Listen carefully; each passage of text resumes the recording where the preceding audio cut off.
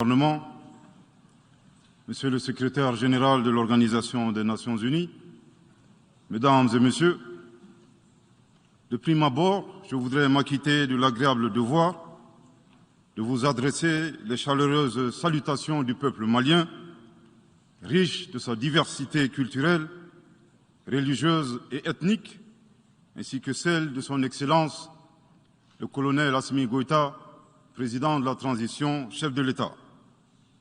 Monsieur le Président, votre brillante élection à la présidence de cette 77e session de l'Assemblée générale et la fin des travaux de la 76e session de l'Assemblée générale, brillamment conduit par votre prédécesseur, son Excellence M. Abdullah Shahid, de la République des Maldives, m'offre l'heureuse occasion d'adresser à vos Excellences les chaleureuses félicitations de tout le Mali. Enfin, permettez-moi de réitérer à notre secrétaire général, M. Antonio Guterres, notre haute appréciation des efforts louables qu'il continue de déployer pour la réalisation des nobles objectifs de notre organisation commune. Nous sommes convaincus que vous êtes un ami du Mali et du Sahel. L'amitié reposant sur la sincérité, souffrez que je vous exprime mon profond désaccord suite à votre récente sortie médiatique, au cours de laquelle vous prenez position et vous vous exprimez sur l'affaire des 46 mercenaires ivoiriens, qui est une affaire bilatérale et judiciaire entre deux pays frères. C'est évident que la qualification judiciaire des infractions liées à cette affaire ne relève pas des attributions du secrétaire général des Nations Unies. Au Mali, notre administration ne travaille pas sur la base de l'oralité ni des déclarations par voie de presse. Par conséquent, nous nous en tenons scrupuleusement à la note verbale de la MINUSMA, la mission des Nations Unies pour la stabilisation au Mali, référence MINUSMA bar PROT bar NV bar 226 bar 2022 du 22 juillet 2022, dans laquelle il ressort clairement qu'il n'existe pas de lien entre les 46 mercenaires et les Nations Unies. Les récentes synchronisations des actions et l'harmonisation des éléments de langage consistant à faire passer le Mali, mon pays, de statut de victime à celui de coupable dans cette affaire des mercenaires sont évidemment sans effet. Excellence, Monsieur le Secrétaire général, votre position sur l'affaire des mercenaires a été suivie par certains responsables d'Afrique de l'Ouest. Donc, c'est sous votre couvert que nous leur adresserons des messages. À l'endroit du président en exercice de la CEDEAO, M. Umaro Sissoko Embalo, qui affirme, je cite, « On vient de voir avant-hier la déclaration du secrétaire général des Nations Unies qui dit que ce ne sont pas des mercenaires. Moi, à la place des Maliens, j'aurais relâché ces 49 soldats. » Fin de citation. Je voudrais très respectueusement signifier à ce dernier qu'il existe un principe de subsidiarité, d'ailleurs au contour flou entre la CEDEAO et les Nations Unies, et non un principe de mimétisme.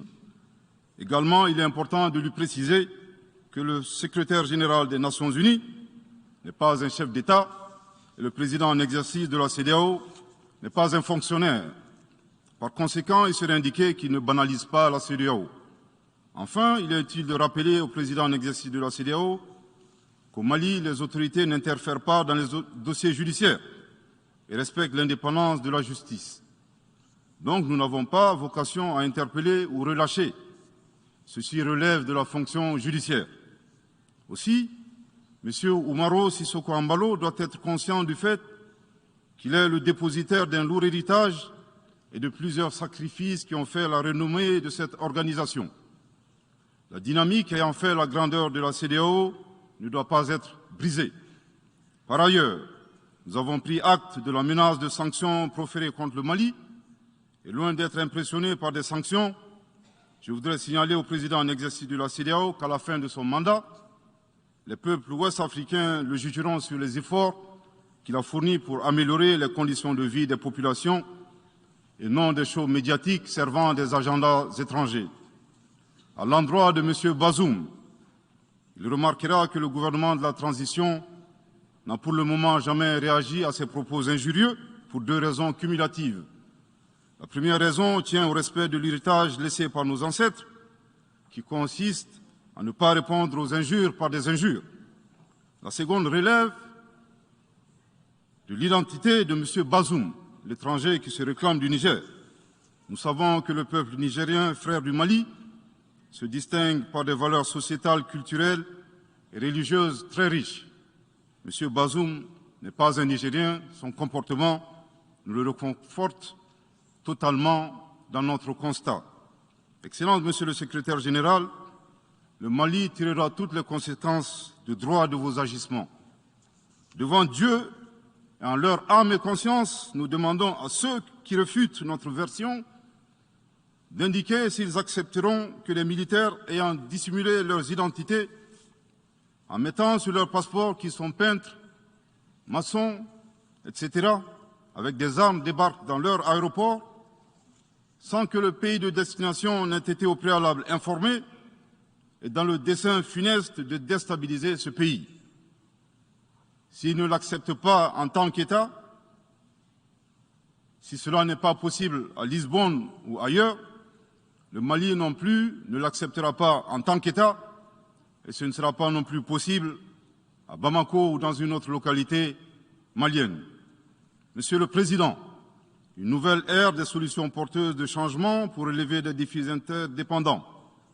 Thème de cette 77e session de l'Assemblée générale, suscitera l'espoir de meilleurs jours pour le Mali, à la condition que le bilan sans complaisance de l'ancienne ère soit établi, que les enseignements soient tirés et que les recommandations objectives soient formulées. Une fois cet état franchi, je ne doute pas qu'à travers notre action collective, nous réussirons à pacifier les multiples foyers de tension dans le monde, mais aussi à promouvoir un développement harmonieux et lutter efficacement contre les pandémies, la dégradation de l'environnement et le réchauffement climatique, les inégalités et les politiques de domination et de prédation des ressources. Depuis le mois d'août 2020, le Mali, mon pays, se trouve dans un processus de transition qui prendra fin le 26 mars 2024 par le transfert de pouvoir aux autorités élues.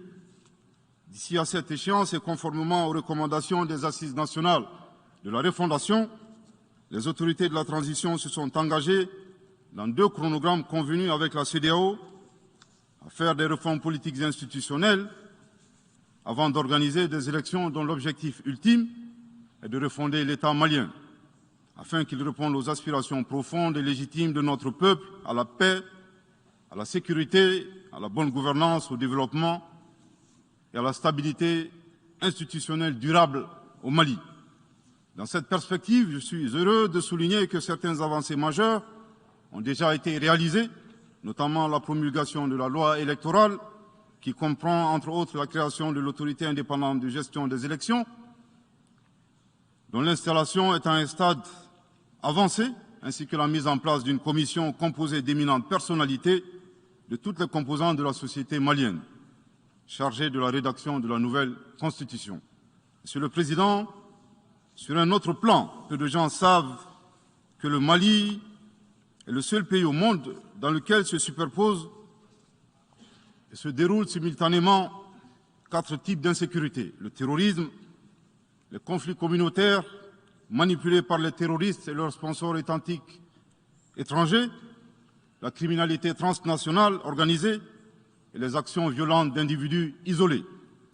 Parallèlement à ce processus de retour à l'ordre constitutionnel, le Mali continue de mener une lutte sans merci contre les acteurs de l'insécurité, en particulier les groupes extrémistes qui sont responsables de toutes sortes d'abus contre nos paisibles populations. En ce qui concerne le Mali, je suis heureux et fier de vous annoncer que les groupes terroristes ont été sérieusement affaiblis et la peur a même changé de camp. Cependant, ces groupes criminels gardent encore et toujours une certaine capacité de nuisance dans leur tentative désespérée de porter atteinte à notre intégrité territoriale et de terroriser nos populations. Les vaillantes forces de défense et de sécurité du Mali restent déterminées à faire face à toutes les menaces d'où qu'elles viennent. sous l'impulsion de son Excellence le colonel Assimi Goïta, président de la transition, chef de l'État. Le gouvernement du Mali continue d'intensifier les efforts importants pour recruter, former, équiper et renforcer les capacités opérationnelles des forces de défense et de sécurité maliennes. Je dois dire ici que les actions offensives menées jusque-là ont permis à nos forces de remporter des victoires décisives contre les forces obscurantistes. Elles ont également permis à l'État de reprendre pied et de réaffirmer son autorité sur une grande partie du territoire national, ainsi que de favoriser le retour de plusieurs milliers de nos compatriotes dans leur localité d'origine. Cependant, nous savons que la solution uniquement militaire ou sécuritaire a ses limites. C'est la raison pour laquelle, en appui à l'action militaire, le gouvernement du Mali s'est doté d'une stratégie globale et intégrée, comprenant des mesures politiques, sociales, de développement, y compris la fourniture des services sociaux de base à nos populations, durement affectées par la crise multiforme que nous traversons depuis janvier 2012, avec comme objectif la restauration de l'autorité de l'État sur l'ensemble du territoire national. Dans cette dynamique, le gouvernement du Mali a approuvé le 24 août dernier la stratégie nationale de stabilisation des régions du centre et son plan d'action 2022-2024. Cette stratégie traduit la volonté des autorités de la transition d'avoir une approche holistique de la stabilisation des régions du centre. Elle vise à faire du centre une zone stable et prospère où les communautés sont réconciliées et vivent en harmonie avec leurs voisins. Parallèlement, la mise en œuvre diligente et intelligente de l'accord pour la paix et la réconciliation au Mali, issu du processus d'Alger, demeure une priorité stratégique des autorités de la transition. En tant qu'instrument pacifique de résolution durable de crise que traverse le Mali dans sa partie nord, je dois dire que je suis particulièrement heureux des conclusions de la deuxième réunion de niveau décisionnel des parties à l'accord, tenue à Bamako du 1er au 5 août 2022. Cette importante réunion qui a regroupé les parties signataires et la médiation internationale a permis de lever certains obstacles afin de relancer le processus de mise en œuvre de l'accord. Poursuivant cette dynamique positive et progressive du processus de paix, la 6e réunion de haut niveau du comité de suivi de l'accord, CSA, s'est tenue à Bamako il y a à peine quelques semaines, le 2 septembre 2022. Cette session du CSA est un signal fort de la volonté des parties à s'engager dans une nouvelle dynamique en vue de parachever la mise en œuvre de l'accord. Je réaffirme ici notre attachement à ce processus dont la réussite demeure l'une des conditions sine qua non de la stabilité durable du Mali. C'est le lieu pour moi de saluer une fois de plus le rôle actif de l'Algérie et l'accompagnement de l'équipe de médiation internationale. Je n'oublie pas ici la situation des réfugiés maliens dans les pays voisins, que je salue au passage pour leur hospitalité à l'égard des nôtres. Je n'oublie pas non plus celle de nos compatriotes déplacés internes. Je veux les rassurer que le gouvernement du Mali reste très attentif à leur situation précaire et que tous nos efforts visent à créer les conditions propices à leur retour dans la sécurité et la dignité en vue de leur participation effective à la vie de la nation. Monsieur le Président, dans sa difficile quête pour la paix, la stabilité et le développement durable, le peuple malien reste reconnaissant des efforts et des sacrifices consentis par la MINUSMA, de sa création en juillet 2013 à nos jours, visant à aider le Mali à restaurer son autorité sur l'ensemble de son territoire. C'est pourquoi je tiens à rendre hommage au nom du peuple et du gouvernement malien à la mémoire de toutes les victimes maliennes comme étrangères, civiles comme militaires, tombées sur le champ d'honneur au Mali. Cela dit, il nous faut reconnaître que près de 10 ans après son établissement, les objectifs pour lesquels l'aménagement a été déployé au Mali ne sont pas atteints, et ce, en dépit des nombreuses résolutions du Conseil de sécurité. C'est pourquoi le gouvernement du Mali réitère sa demande, maintes fois exprimée, d'un changement de paradigme, d'une adaptation de l'aménagement à l'environnement dans lequel elle est déployée et d'une meilleure articulation de cette mission avec les autorités maliennes. Dans cette perspective, il est extrêmement important pour l'aménagement de rester une force d'appui au Mali dans sa quête de stabilité Le gouvernement du Mali dénonce les influences extérieures négatives et les tentatives d'instrumentalisation de certaines entités légalement présentes au Mali pour servir des agendas cachés, y compris à travers l'exploitation de la question des droits de l'homme aux fins de déstabilisation. Monsieur le Président, le monde se souviendra qu'après avoir été abandonné en plein vol le 10 juin 2021 par la France, qui a unilatéralement décidé de retirer la force Barkhane du Mali, mon pays a été ensuite poignardé dans le dos par les autorités françaises. La précision est d'autant plus utile que nous refusons tout amalgame avec le peuple français que nous respectons. Les autorités françaises, profondément anti-françaises, pour avoir régné les valeurs morales universelles et trahi le lourd héritage humaniste des philosophes des Lumières, se sont transformées en une junte au service de l'obscurantisme. Je répète, les autorités françaises, profondément anti-françaises, pour avoir régné les valeurs morales universelles et trahi le lourd héritage humaniste des philosophes des Lumières, se sont transformées en une junte au service de l'obscurantisme. Je répète pour une dernière fois. Les autorités françaises, profondément anti-françaises, pour avoir régné les valeurs morales universelles et trahi le lourd héritage des philosophes des Lumières, se sont transformées en une junte au service de l'obscurantisme.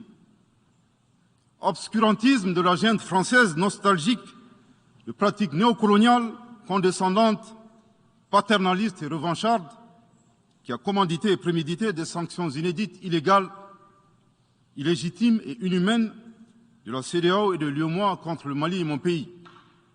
Après plus de 10 ans d'insécurité et en fait des milliers de morts, autant de réfugiés et de déplacés internes, n'est-ce pas un sacrilège de mettre une population malienne victime de l'insécurité dans un pays enclavé sous embargo pendant 7 mois, en procédant à la fermeture des frontières et la saisie des comptes financiers du Mali. Grâce à sa résilience et à la solidarité de pays amis et des peuples africains, le peuple malien a tenu et a déjoué les pronostics de ses adversaires. Obscurantisme de la junte française qui s'est rendue coupable d'instrumentalisation des différences ethniques, en oubliant si vite sa responsabilité dans le génocide contre les Tutsis au Rwanda, coupable également de tenter désespérément de diviser les Maliens, enfants d'une même famille. Enfin, obscurantisme de la junte française qui a violé l'espace aérien malien en y faisant voler des vecteurs aériens tels que des drones, des hélicoptères militaires et des avions de chasse plus d'une 50aine de fois, en apportant des renseignements, des armes et munitions aux groupes terroristes. Afin de se donner une bonne conscience, la junte française accuse le Mali de n'avoir pas été reconnaissant en se gargarisant de la mort regrettable de 59 soldats français au Mali lors de diverses opérations de lutte contre le terrorisme. À cette triste accusation, nous rappelons que dans la majorité des interventions d'officiels maliens et des cérémonies, nous rendons systématiquement un hommage à l'ensemble des victimes de l'insécurité au Mali, sans distinction de nationalité, donc y compris les 59 Français décédés. Aussi, nous les invitons à ne pas s'arrêter à si bon chemin et de remonter le temps, en passant par leur intervention en Libye, décriée par toute l'Afrique, sans oublier la participation forcée des milliers d'Africains à la Première et la Seconde Guerre mondiale, sans oublier la traite négrière qui explique le sort économique de beaucoup de pays. Combien d'Africains sont-ils morts pour la France et le monde libre dans lequel nous vivons? Monsieur le Président, eu égard à la gravité des faits commis par la junte française, le Mali, dans sa lettre en date du 15 août 2022, a demandé la tenue d'une réunion d'urgence du Conseil de sécurité des Nations Unies. Cette réunion a pour objet de permettre au Mali de présenter les éléments de preuve en sa possession, démontrant que l'armée française a agressé en de maintes reprises mon pays, en violant de manière répétitive et fréquente l'espace aérien malien, sans autorisation des autorités maliennes, et parfois en falsifiant des documents de vol. Plus grave, Monsieur le Président, le Mali sera en mesure de prouver que la junte française a fourni des renseignements et des armes à des groupes terroristes.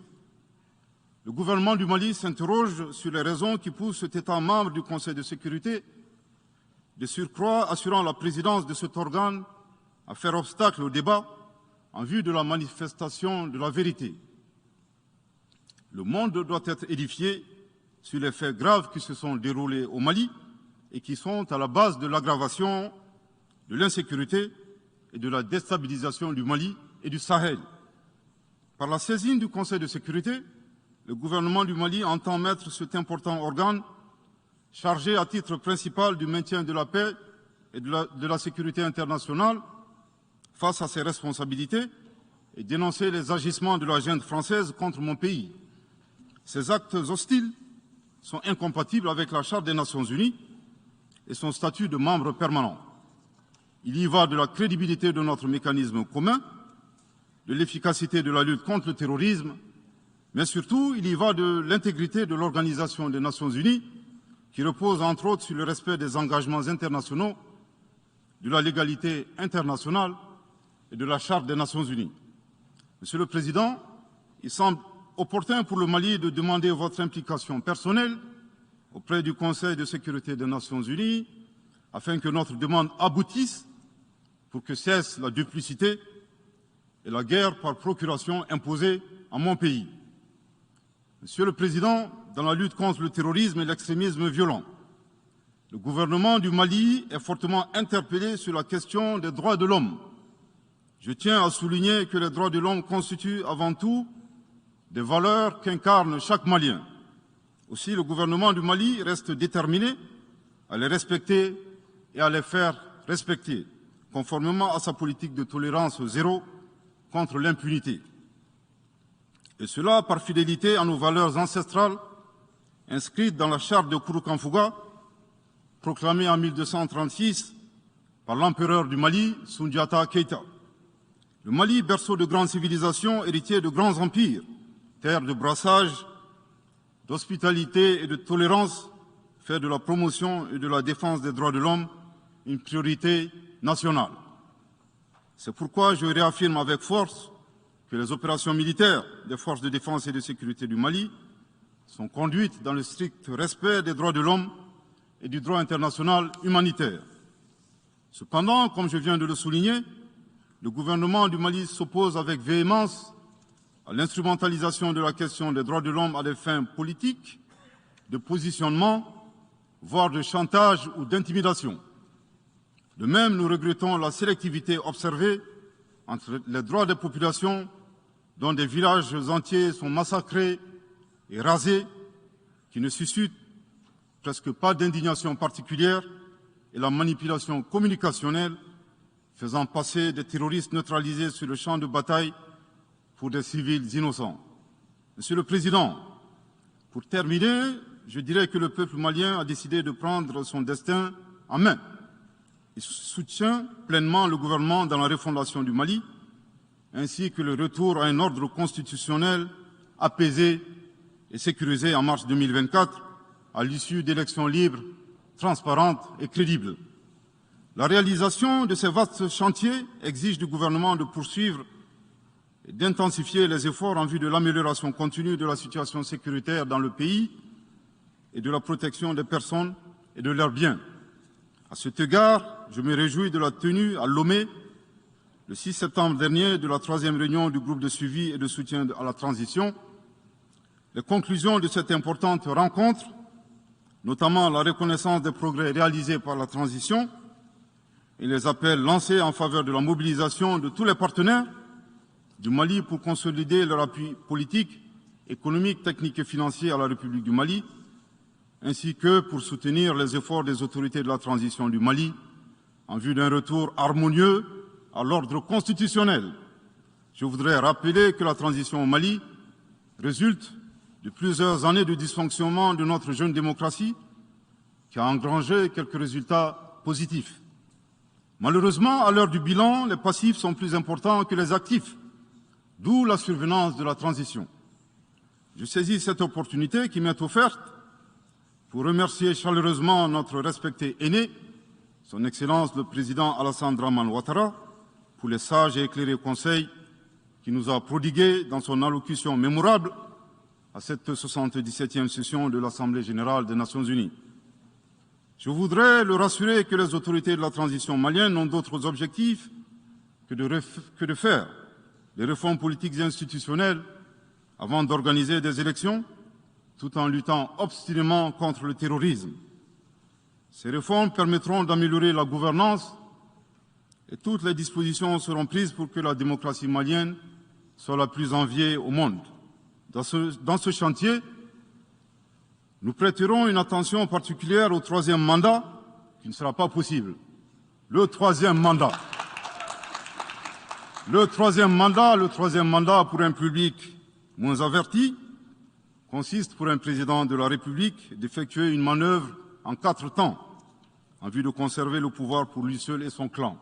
Premier temps, presque en fin de second mandat, donc en principe non rééligible, il s'agit pour le président de la République sortant de déclencher une révision constitutionnelle de manière non consensuelle. Deuxième temps, au cours de cette révision constitutionnelle, le président de la République sortant modifiera quelques dispositions constitutionnelles. Troisième temps, une fois la nouvelle constitution adoptée, sur fond de crise politique naturellement, le président sortant devient candidat en violation de la limitation du nombre de mandats à 2. Sa candidature est alors justifiée par l'adoption de la nouvelle constitution et le prétexte est tout trouvé. La limitation du nombre de mandats à 2 concernait l'ancienne constitution. Par conséquent, il est candidat au regard de la nouvelle constitution adoptée. Quatrième temps, une farce électorale est organisée. Forcément, il remporte les élections et s'ensuit une chasse impitoyable aux opposants politiques, dont certains sont arrêtés, d'autres s'exilent et d'autres assassinés. Les allégeances sont obtenues grâce au pouvoir de l'argent, le clientélisme et les intimidations. Dans un langage plus simplifié et en référence à une métaphore footballistique, le troisième mandat est une magie.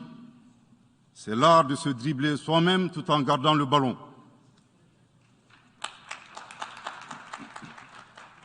Excellence, Monsieur le Président Ouattara, vos conseils nous rappellent la triste histoire du chameau qui se moque de la bosse du dromadaire. Malgré les efforts tangibles de la transition malienne, dans la mise en œuvre des chronogrammes des réformes politiques et institutionnelles et celui des élections, salués par la communauté internationale, Madame la ministre des Affaires étrangères de la junte française, à qui le Mali n'a pourtant rien demandé, a estimé qu'il n'y avait pas eu de progrès, oubliant que nul ne peut aimer le Mali plus que les Maliens eux-mêmes. Sa position singulière et son adversité ne nous surprennent guère. Victor Hugo, dans Claude Gueux, a classé le genre humain en 2 catégories, en indiquant, je cite, qu'il y a des hommes qui sont fers et des hommes qui sont aimants. Fin de citation. Madame le ministre, dont il s'agit malheureusement, n'est ni fer, ni aimant, elle est hideusement sui generis. Devant l'incertitude et les situations étrangères, le peuple malien adopte une attitude prudente. C'est ce que l'écrivain et le sage Amadou Hampâté-Bâ met en relief en conseillant dans l'étrange destin de Wangrin que, je cite, « Si observer est une qualité, savoir se taire préserve de la calamité ». Fin de citation. Madame le ministre de la junte française, le Mali vous conseille de vous contenter d'observer sa situation. C'est l'occasion pour moi de saluer les relations de coopération exemplaires et fructueuses entre le Mali et la Russie, tout en réaffirmant que le Mali reste ouvert à tous les partenaires qui souhaitent l'aider à relever les défis multiples qui l'assaillent, dans le respect strict de sa souveraineté, de son unité et de la dignité du peuple malien. Le Mali rappelle que, conformément à la vision du colonel Assimi Goïta, président de la transition chef de l'État, 3 principes guident l'action publique nationale. Premier principe, le respect de la souveraineté du Mali. Deuxième principe, le respect des choix stratégiques et de partenaires opérés par le Mali. Troisième principe, la prise en compte des intérêts vitaux du peuple malien dans les décisions prises. En application de ces principes, le Mali reste disposé à poursuivre et à renforcer ses relations de bon voisinage avec l'ensemble des pays qui l'entourent. De même, le Mali, fidèle à son engagement panafricain, continuera à œuvrer au sein des organisations sous-régionales et régionales pour la réalisation de l'intégration africaine. Également, l'atteinte des objectifs de la transition requiert l'accompagnement de l'ensemble des partenaires du Mali, y compris les Nations Unies. J'en appelle donc aux amis du Mali à rester mobilisés aux côtés du gouvernement en vue de l'aider à relever ensemble ces défis importants. Pour la grande majorité des États du monde, convaincus par le respect mutuel et le partenariat gagnant-gagnant, je leur garantis que les portes du Mali leur sont grandement ouvertes et les Maliens les accueilleront les bras ouverts. Pour la minorité qui serait tentée de ne pas respecter ces principes, nous leur promettons qu'ils feront face à des millions de Assimi Goïta, soucieux de défendre leur honneur, leur dignité et leurs intérêts vitaux. Je terminerai en donnant 2 conseils aux nostalgiques de la domination. Ayez le sens de l'empathie en traitant les autres comme vous voudrez être traités ou en ne faisant pas aux autres ce que vous ne voudrez pas qu'on vous fasse. Le second conseil, revoyez vos copies, revoyez vos modèles, revoyez vos logiciels pour intégrer le changement de mentalité et l'évolution du monde dans vos grilles de lecture et d'analyse. Sortez du passé colonial et entendez la colère, la frustration, le rejet qui remonte des villes et campagnes africaines, des populations africaines, et comprenez que ce mouvement est inexorable. Grâce au principe de la multiplication fractale, vos intimidations et vos actions subversives n'ont fait que grossir le rang des Africains soucieux de préserver leur dignité. S'il n'était qu'une centaine aux indépendances, aujourd'hui nous sommes des millions, et demain, tant que les paradigmes inégalitaires demeureront, nous serons des milliards. Le Mali et son peuple ne seront pas des spectateurs face aux assauts et l'adversité. Pour chaque mot employé de travers, nous réagirons par réciprocité. Pour chaque balle tirée contre nous, nous réagirons par réciprocité. C'est à ce prix qu'une nouvelle ère sera une réalité avec des solutions porteuses de changement pour relever des défis interdépendants, avec des États interdépendants et en valorisant l'homme sans distinction aucune, notamment de race, de couleur, de sexe, de langue, de religion, d'opinion politique ou de toute autre opinion, d'origine nationale ou sociale, de propriété, de naissance ou de toute autre situation telle que stipulée à l'article 2 de la Déclaration universelle des droits de l'homme. Que Dieu bénisse le Mali et préserve les Maliens des forces obscurantistes et destructrices du monde. Que Dieu bénisse l'Afrique et préserve les Africains des forces obscurantistes et destructrices du monde. Que Dieu bénisse le monde et préserve l'humanité entière des forces obscurantistes et destructrices du monde. Je vous remercie de votre très aimable attention.